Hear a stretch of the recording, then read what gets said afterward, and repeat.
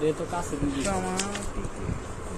বললাম না যে কোনো এক সাইড আল্লাহ দূরে দিবে দিতে দিতে কেন্দ্র কাছে দিয়ে গেছে তাহলে আউট সাইডে দিবে যে কোনো এক সাইডে এই সাইডে বা এই সাইডে লম্বা করে কেন্দ্রের একটু দূরে বেশি কাছে দিবে না। তাহলে কি লেখছে যে একটি বৃত্তচাপের শেষ প্রান্ত বিন্দু দুটি সংযোগ রেখাংশকে যে বলে ছেড়ে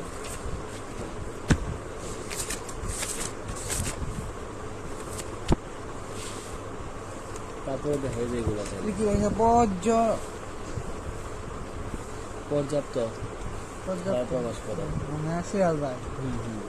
আচ্ছা মানে ধারাটা বের করবা বের করে দেখাবা এটাই করছে ধারা তো আর দেওয়া নাই তিনি সপ্তাহ 13তম মাসে কত টাকা এবং প্রথম 18 মাসে কত টাকা এবং প্রথম 18 মাসে না দিয়া পরে গুলা পাবা না এগুলো কয়েকটা করে রেখে দূরে তো একই কথা হলো তিনি 18তম মাসে কত টাকা এবং প্রথম 18 মাসে মোট কত টাকা সঞ্চয় করে তিনি ওরই তো প্রশ্ন করছে কত দূরে তো একই তোর কথা বলে মাস তো আলাদা দিছে না কি করছে তিনি 18তম মাসে কত টাকা এবং প্রথম 18 মাসে কত টাকা সঞ্চয় করেন একই তো তিনি 18তম মাসে 18 নম্বর মাসে আর প্রথম 18 মাসে 18 আর প্রথম 18 ওইটার মধ্যে পার্থক্য মানে বুঝলাম না কি এটা তো সঞ্চয় করার কথা বলছে এটা তো সঞ্চয় না 18তম মাসে বেতন কত আর সঞ্চয় কত সঞ্চয় তো আলাদা হবো না বেতন যাবে কি তাই সব তিনি 18 মাসে বেতন কত টাকা হ্যাঁ তিনি 18তম মাসে কত টাকা এবং প্রথম 18 মাসে কত টাকা সঞ্চয় করে এটাই গেছে এই দেখা নেই তো বেতন লেন না মোট বেতন না লেখুক এই দেখা এই যে 18তম মাসে সঞ্চয় বুঝলে এটা আর প্রথম 18তম মাসে সঞ্চয় এই দুটো সমষ্টি বের করছে যেহেতু দুটো এক বেড়েছে প্রতি মাসে মাসে যাচ্ছে না আমরা জানি এনতম পদ হলে এটা আচ্ছা মানে এই বিষয়টা আমি বুঝতেছি এই 18 মাসে তো প্রত্যেক মাসে মাসে বেচছে এই 18 মাসে তুমি বের করবা টাকা বের করবা টাকা না বাড়ায় কি না বাড়ায় মান তো সব দিয়ে দিছে না এরা ধারা এনে নির্ণয় করছে না প্রথম এই 18তম মাসের মান বের করবা বা টাকার পরিমাণ এটা হলো 18তম মাসের এটার মধ্যে এনের পরিমাণ কত মানে 18 এটার মধ্যে 18 এটার মধ্যে 18 হ্যাঁ তাহলে এর কিন্তু এটা হলো মান বের করবা এটা সমষ্টি বের করবা দুটো তো মান আলাদা হলো তাহলে সূত্র আলাদা হলে কি মান আলাদা আসবে না এই যে দেখো প্রথম 18তম এই যে 18তম মাসে সঞ্চয় কত টাকা বের করছে তারপর প্রথম 18 এটাও এনের পদ বের করব এটা সমষ্টি এনের পদ সমষ্টি এনের পদ এন তো দিয়ে দিছে মানে সমষ্টি বের করবা এটা আর হলো টাকার পরিমাণ বের করবা মানে যে তোমার এনতম পদের মান দিয়ে মানে সূত্র দিয়ে এনতম পদের সূত্র দিয়ে এই যে 18তম মাসে সঞ্চয় হলো এত টাকা আবার প্রথম 18 এন সংখ্যক পদের সমষ্টি হলো এত টাকা বলে পারবেন তিনি কত বছরে এত টাকা সঞ্চয় করবেন হ্যাঁ তুমি কত বছরে মানে কিসের মান এনের মানই বের পারবে কত বছরে এত টাকা তাহলে এত টাকা ধরিয়ে সঞ্চয় যেহেতু করছে তার মানে কি সূত্র বলবে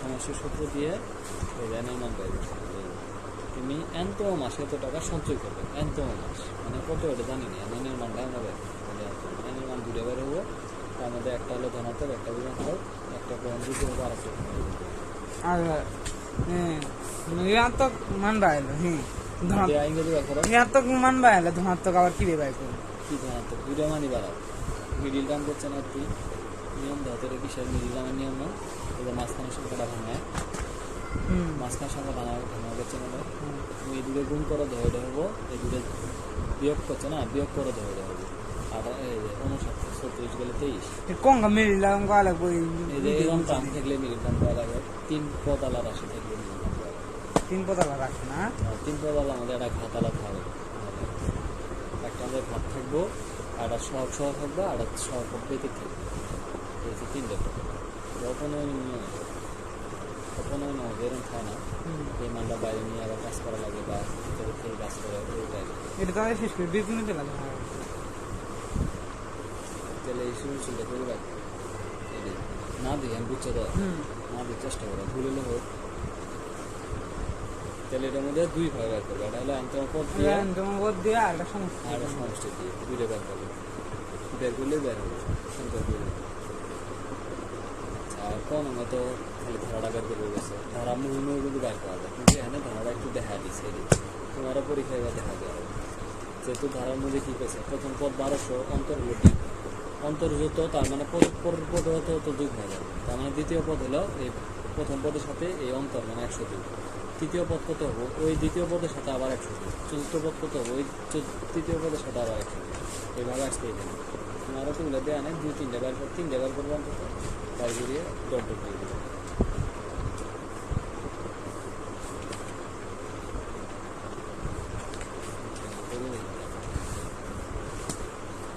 তারপরে যোগ বিয়োগ এলে নিয়মগুলো এলে আমাদের আরো ফোন করে বেশি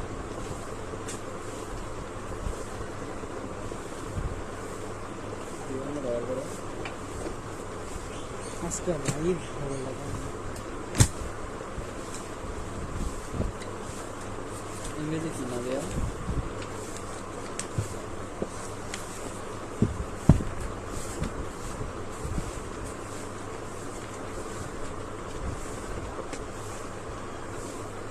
কোনো ব্যাপার আছে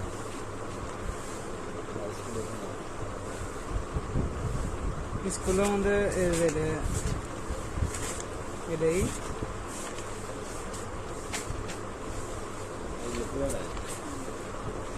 সাইক্লোন আইলা হ্যাপেন্ড ইন স্কুলে মানে থেকে বেমার বসে থেকে তুমি পড়া দিছিলে, হ্যাঁ আমার বসে থেকে এটা স্কুলের মধ্যে এই অধ্যায় ঢুকবো আর প্রাইভেট কোচিং আর প্রথম অধ্যায়টা আমার গুগল ক্লাস করা নেই স্কুলে হকসার নতুন বাড়িমণ্ডল ইয়েতে বায়ুমণ্ডলের এটা তো পড়াই দিচ্ছিলাম আমার প্রথম অধ্যায় হলো সমস্যা আছে, প্রথম থেকে আছে যেমন প্রথম অধ্যায় মানে সিলেবাসে যেটা অঙ্ক প্রথম 6 তো শুরু 6, 7, 8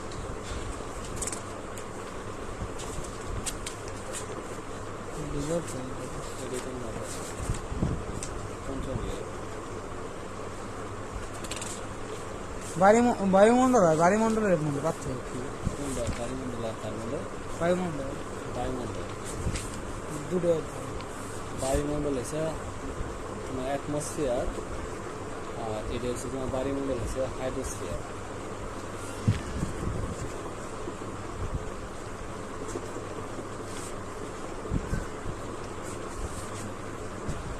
তাহলে পৃথিবীর যে তোমার এই যে পানি এবং পানিমণ্ডলের যে তোমার ধারাবাহিক বায়ুমণ্ডল 6, 7, 8, 9 পানির আরেক নাম কিন্তু সামর্থ্য শব্দ হচ্ছে বায়ু বা সলিড বা জল, এটা হচ্ছে পানি। তাহলে বায়ুমণ্ডল কি নিয়ে? বায়ুর বিভিন্ন স্তর নিয়ে। আর বায়ুমণ্ডল হলো পৃথিবীতে যে পানি আছে পানি নিয়ে, বুঝছো? তাহলে এটা হলো বায়ুমণ্ডল। কি নিয়ে? এটা পানি সম্পর্কে আর কি না, এটা তো ওই অধ্যায়ের পড়া না, বায়ুমণ্ডল এই অধ্যায়টা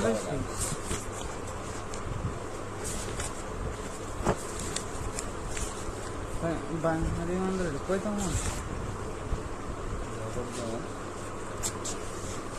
হ্যাঁ, এটা কি পরের রিডিং করার আগে মেলে বুঝবা কেন সাইক্লোন ষষ্ঠতম এর প্রথম অধ্যায়। সাইক্লোন আইলা হয়েছিল কখন? মে 2009। এটা প্রথম অধ্যায়, প্রথম অধ্যায় দ্বিতীয় 6, 7, 8, 9, 10 মানে এটা আমরা আছি হলো মানে এটা সারাচ্ছি, এটা যাচ্ছি আমরা 7 জনসংখ্যা।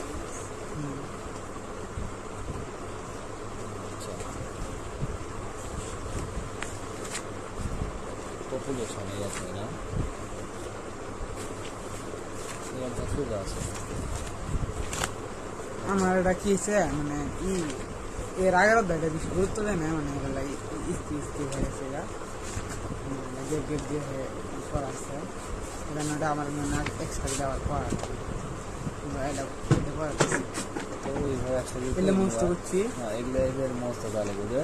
পৃথিবীর জনসংখ্যা পরিবর্তন কত সালে কি পরিমাণ পরিবর্তন হচ্ছে, কোন কোন বিষটা করছে? এটা তো কোনো বিষ পড়া না, খালি এই বিষটা করছি, এই যে পড়া দিচ্ছি। আচ্ছা, এই বিষটা বুঝছি, এই বিষটা বুঝছি। জনসংখ্যা পরিবর্তনের গতি ধারা কাকে বলে বা বলতে কি বুঝো? গতিধারা বলতে কি বুঝ?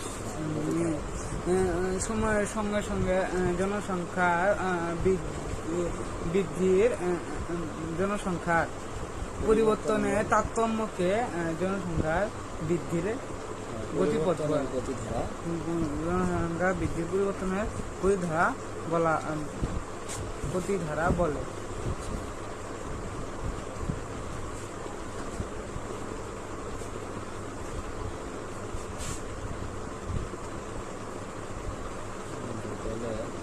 বক্সটা বেশি ছিল।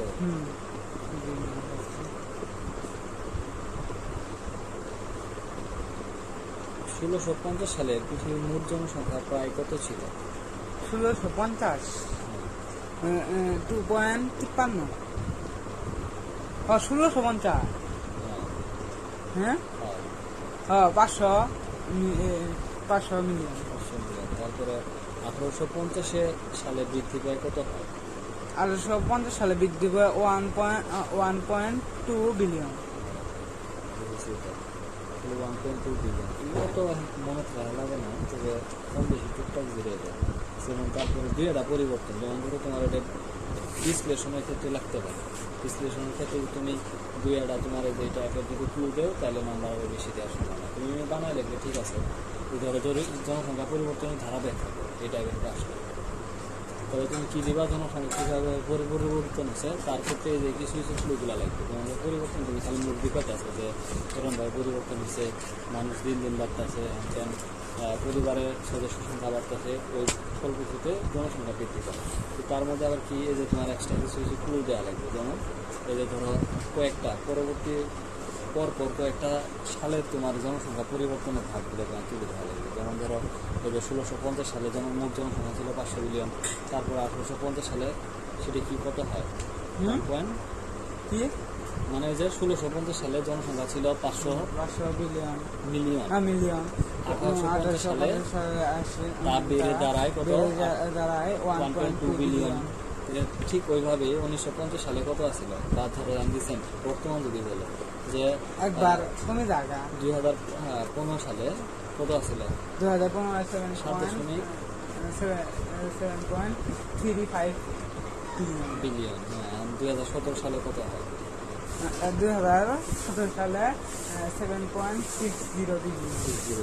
তাহলে মিসেস সোর্সে দিয়ে দিচ্ছে এইভাবে জনসংখ্যা 1950 থেকে জনসংখ্যা শুধু বাড়তেই আছে, কমে না। 1700 একবার কমছে।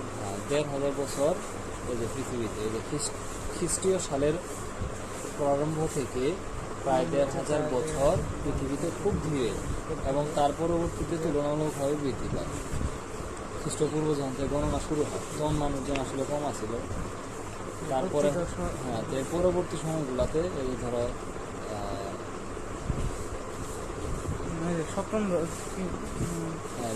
17 শতাব্দী জনসংখ্যা বৃদ্ধি কিছুটা কমে আসে। তারপরে 2000 সালের মধ্যে মোট জনসংখ্যা আরো দ্বিগুণ হয়।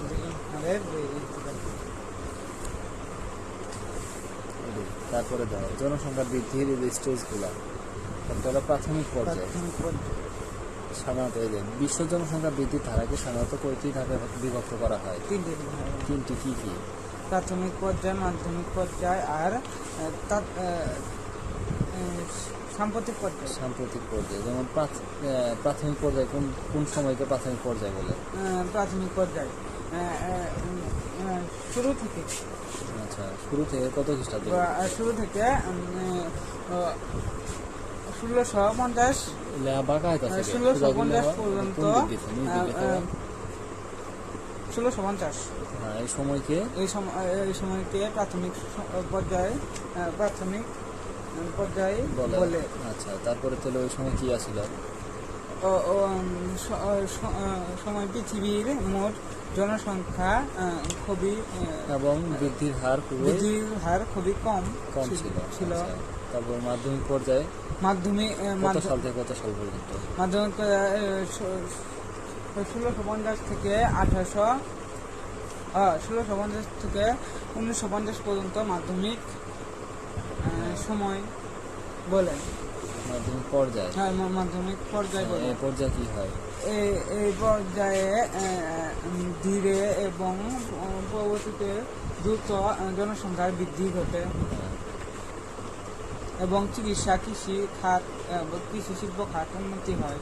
আচ্ছা, তারপরে সাম্প্রতিক পর্যায়ে মানে 1950 থেকে 2021 সাল পর্যন্ত একে বলা হয় সাম্প্রতিক পর্যায়।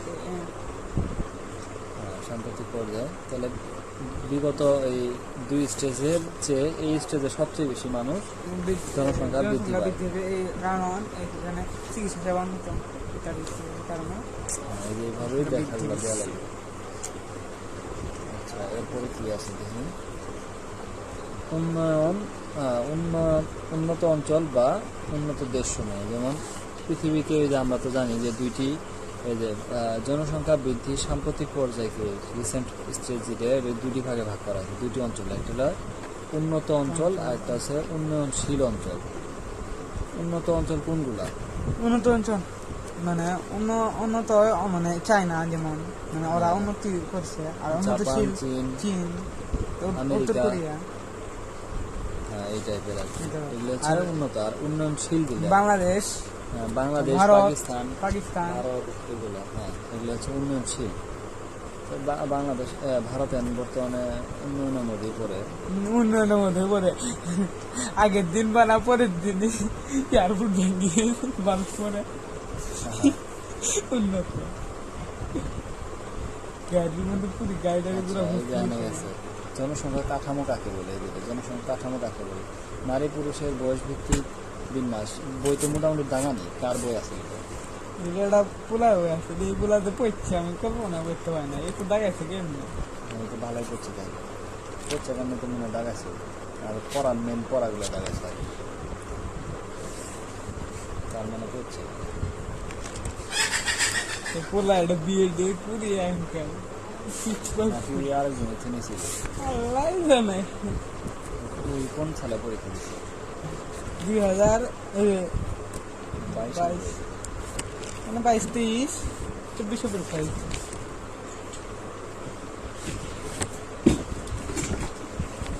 পুরুষ মহিলা সমান হয় ট্রেনে করে কি আবার বই দেয়? ট্রেনে ফ্লে বইটা বই কিনলেও না স্কুল থেকে না আসে নাই বই না আসলে আগে নিয়ে নিই, মানে পড়ার পাবেন না দিয়ে আরেকবার দেব সময় চিল্লি লাগাই দিই। আচ্ছা দেখো, এই যে এতটুকু পর্যন্ত পড়ে দিবে।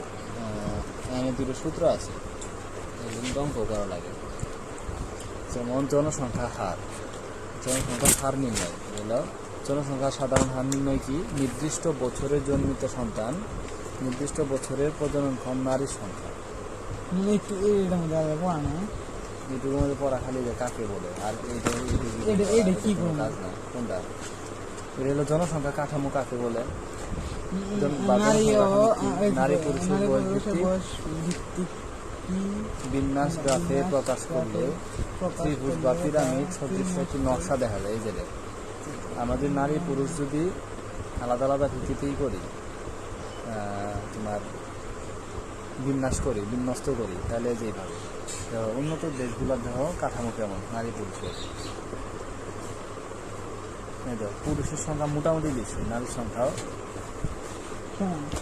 সমান। আর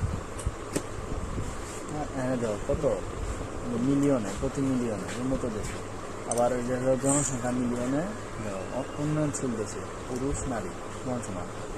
এর কিন্তু কম বেশি আছে। আর এই যে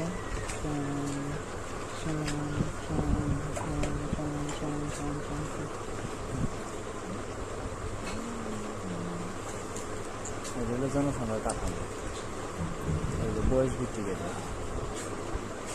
বয়স স্টেজ দিচ্ছে। বাংলাদেশের বাচ্চাগুলো অনেক বেশি নেই, ছোটোগুলো অনেক বেশি থাকছে। 85 তো মানুষ নেই, বয়স ভিত্তিক মানুষের পরিমাণ দিচ্ছে। যেমন এখানে দেখো বাংলাদেশে প্রায় দেখো এই তিনটে সমান নাই করে, মানে 5 থেকে 9, 10 থেকে 14, 15 থেকে 19, 20 থেকে 24, 25 থেকে 29 এই বয়সের মানুষ প্রায় মেয়ে ছেলে প্রায় সমান। আর মানে অনেক বেশি পরিমাণটা কত হলে দেখে দিচ্ছ 200 কত প্রায় ধরো এটা 300 একটু কম না, ধরো 85, ধরো 285 মিলিয়ন। আর এগর ধরো কত কম, মানে 1 মিলিয়ন সমান হলো 100 কোটি। 100 কোটি না 10 লাখ। হ্যাঁ 10 লাখ 10 লাখ কই 10 লাখ। বিলিয়ন লাখ, বিলিয়ন হলো 100, তাই তো ট্রিলিয়ন। তাহলে ট্রিলিয়নের পর আরো আছে মেগা ট্রিলিয়ন, আরো বহু কিছু আছে, দেখুন তো এবার আর আচ্ছা অ্যামাজনের না মালিক আছে এতটুকু করে অ্যামাজন ওই আলাদা আলাদা জঙ্গলে দুই দেশের মধ্যে করছে। মালিক আছে, মালিক আছে, মালিক কি দেশের মালিকানা। অ্যামাজনের বাইরে একটা স্ন্যাক সিটি আছে, ওটা আলাদা। তোমার আইসল্যান্ড যেটা ওদের কেমন নিলে তোমার কী করে, আইসল্যান্ডে কিন্তু কোনো মালিক নেই। তো ওদের সর্বপ্রথম কী করছে, আমেরিকা ওদের দখল করার মানে মেলার চেষ্টা করছে। আইসল্যান্ডে মানুষই নাই, এই যে এই অঞ্চলটা পৃথিবীর এই যে অঞ্চল নদী অঞ্চল, খালি বড় ভালো এমনিতে তো লেদিতে জনসংখ্যা আছে, কিন্তু এই অঞ্চলটা গ্রিনল্যান্ডের মানুষ আছে না, ওটা দেশের পূর্ণাঙ্গ দেশ। আইসল্যান্ড গ্রিনল্যান্ড আর আইসল্যান্ড অ্যান্টার্কটিকা, আইসল্যান্ড আর গ্রিনল্যান্ড আলাদা না। হ্যাঁ গ্রিনল্যান্ড এগুলো কাছে আছে। তোমার এই অঞ্চলটায় কোনো মালিকানা ছিল না, পরে বিভিন্ন দেশ ওই এলাকায় করে গেছিল, তোমার ওই অঞ্চলটা দখল করে গেছিল। কোনো দেশই মানে প্রথম কেউ এটা চিন্তা করে না, পরে আমেরিকা সর্বপ্রথম গেছিল, তারপরে ওই অঞ্চল দখল করবো, পরে সাথে সাথে স্পেন গেছে, তারপরে আরও অন্যান্য দেশেরা গেছে। এলে করার পরে জাতিসংঘ নিষেধাজ্ঞা দিয়ে দিচ্ছে যে ওই দেশে কোনো মালিকানা থাকবে না, অর্ধেক করে সবাই বাংলাদেশেরও আছে না, বাংলাদেশে যারা গেছে, যারা ধরলে গেছে তারা এই আছে না। পরে আর্জেন্টিনা কি করছে, আর্জেন্টিনা ওই দখল করার কারণে মানে এরা সর্বপ্রথমই করছে, আইসল্যান্ডে কিন্তু কোনো মানুষ নেই, মানে সর্বপ্রথম এরা গর্ভবতী নারী পাঠা গেছে জাহাজ দিয়ে, মানে একটা বাচ্চা সন্তান জন্ম হয়েছে, মানে যে পরে মালিকানা দাবি করতো, কিন্তু ওটা আসলে হয়নি। আন্তর্জাতিক ট্রাইব্যুনালে পরে এই করে দিচ্ছে যে প্রতি দেশকে সমান অধিকার সবাই আছে। ব্রাজিল কি আর্জেন্টিনা, হ্যাঁ আর্জেন্টিনা কি খারাপ ছিল, সর্বপ্রথম গর্ভবতী মহিলা মানে সন্তান জন্মগ্রহণ করে, কিন্তু ওই দেশে তো কোনো পশু পাখি নেই, এরকম অবস্থা খালি বড় ভালো আছে, কম কম মানে তাও মানুষ চাইতো গবেষণার জন্য, মানে সবচেয়ে গবেষণা করার জন্য সুবিধাই, কিন্তু নেটওয়ার্ক পাওয়া যায় না। ওই যে মাসে তোমার করে 6 মাস, বছরের অর্ধেক সময় তোমার থাকে, গ্রীষ্মকাল সম্ভবত 2-3 মাস না 4 মাস স্থায়ী হয়, মানে 2 মাস সম্ভবত। ওই 2 মাসই মানুষ যাতায়াত করে, এছাড়া আর যাতায়াত করা যায় না। মানে যারা যাবো তারা একবার 1 বছর এখানে মূলত যায়, ওই যে গ্রীষ্মকালের সময় খালি করে, তাহলে তো তোমারই করা যায় না, সারা বছর তোমার কুয়াশা থাকে না, মাইনাস মনে করো কত 100 মাইনাস কত ডিগ্রি জানি সবসময় থাকে, মানে 12 না কিন্তু স্বাভাবিক। আর গ্রীষ্মকালে আসে ওটা 20 ডিগ্রি সেলসিয়াস কাছাকাছি, তা বরফ বলে না, 20 ডিগ্রি সেলসিয়াস। মানে পনেরো মাটি কুয়াশা তখন আর থাকে না, ওই যে বরফ পড়ে না ওটা আর থাকে না, ওই সময় তোমার ল্যান্ডিং করা যায়, যা তা লাগে প্লেনে। প্লেন ছাড়া এটা কাজ করবে জাহাজ যাবো, জাহাজ দিকে যাবো, জাহাজে এলা সেলা দূরে ওরে এই যে পাঁচটা ঢুকতো দেখিন সিং এই জেলা ধারত আছে।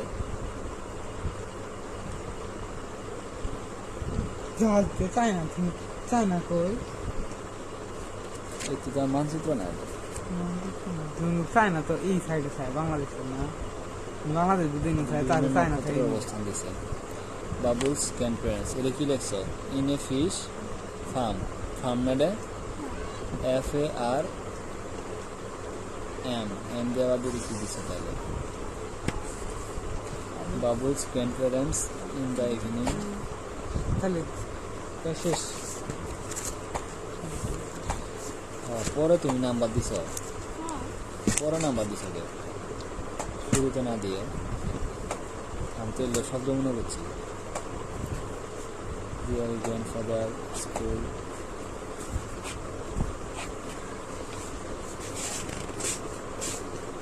হয়েছে। তাহলে পরে কি, এর পরে কি আছে? প্রশ্ন আছে করে দিন।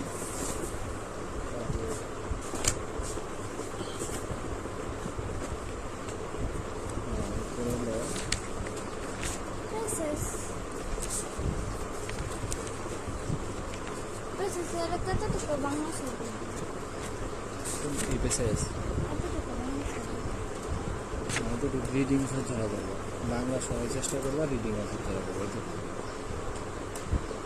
রিডিং যাতে স্পিডে করবো। যেমন এই যেভাবে, যেমন what sound does a frog make? Croak croak. It isn't a beautiful sound, but a long time ago frogs had beautiful voice, they could sing. মানে এই গল্প বানাচ্ছে, ক্র্যাক ক্র্যাক শব্দ করে এখন, কিন্তু আগে এক সময় খুব সুন্দর গলার ভয়েস ছিল এই যে গান করতেছে। They could sing more beautiful than the bird, মানে পাখির থেকেও বেশি সুন্দর করে সে গাইতে পারত। This all change because of one frog name Blaster. এই যে ব্লাস্টার নামে একজন কি আসছিল, একটা ব্যাং আসছিল, ব্যাং blaster. The blaster had the most beautiful voice of all the animals, মানে সব প্রাণীদের থেকে সবচেয়ে সুন্দর ভয়েস ছিল ব্লাস্টার। তারপরে when he sang all the other animals come to hear him, যখন সে গাইতো অন্যান্য প্রাণীরা তাকে দেখার জন্য আসতো। তারপরে they enjoyed listening to him, মানে তার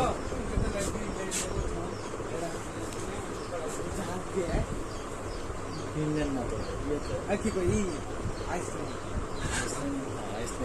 আইসল্যান্ড বলতে ওটা অ্যান্টার্কটিকা, আটলান্টিক মহাসাগর, ওটা অ্যান্টার্কটিকা তোমারই মহাদেশ। ওই দিন একটা ভিডিও মনে দেখলাম, একদল যা ওই জায়গাগুলো একটা কিছু জানি আসে করে মহাদেশ দেওয়ার পর তোমার কোনো ই নেই,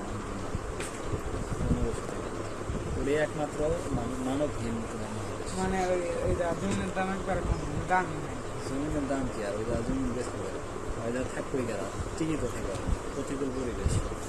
যারা প্রফেশনাল জন্য যারা তাদের নিচে কি করা থাকে, বাংলা সিস্টেম বানানি আছে, হয়নি থাকে, খাওয়া দাওয়া নিয়ে।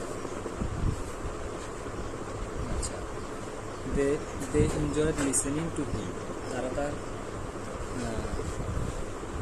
তার মানে ভয়েস বা গলার স্বর শুনতে অনেক মজা পায় বা পছন্দ করে।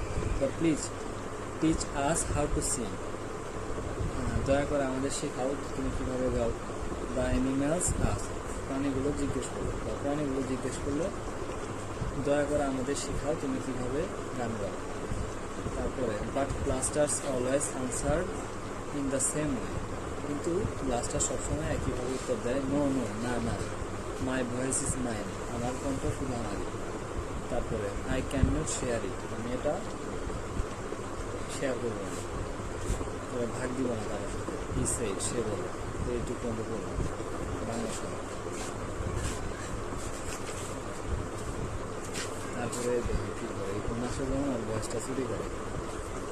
ওই যে ঘুম আসার সময় আর কম খাওয়াটা পাত্রের ভিতরে রাখি দেয় ওরা এটা চুরি করে চুরি করিয়ে দেবেন জাতি পড়ে যায় না পড়ে যাওয়ার পরে এই যে সব কনেরাই ঘরে কম খেলা পায় তখন থেকে ওই যে ট্রেক ট্রেক করে দেয় তখন খেলা বলা হচ্ছে থাকা না এটার মধ্যে গল্প বানাইছে বাস্তব হইতে এরকম না ওটাই তো